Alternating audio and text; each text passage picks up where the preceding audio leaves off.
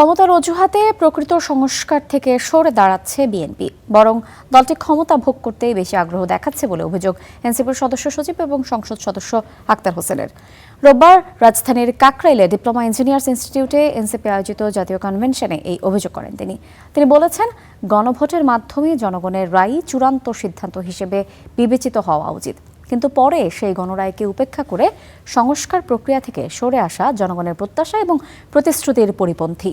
একই অনুষ্ঠানে সংস্কার এবং জুলাই জাতীয় সনদ নিয়ে নিজের মূল্যায়ন তুলে ধরেন রাষ্ট্রবিজ্ঞানী ডক্টর দিলারা চৌধুরী। অবাস্তব পরিকল্পনার মাধ্যমে জনগণের স্বপ্ন এবং আকাঙ্ক্ষা দমিয়ে রাখা হচ্ছে বলেও অভিযোগ করেন বক্তারা। ক্ষমতার বাহানায় বিএনপি সরকার আর সংস্কার করতে চায় না। তারা ক্ষমতাকে নিরঙ্কুশভাবে উপভোগ করতে চায়। যে গণভোট হয়ে যাওয়ার পরে বিএনপি কোন বিষয়ে রাজি বা কোন বিষয়ে নারাজি নিমরাজি সেটার মুখ্য বিষয় হতে পারে না।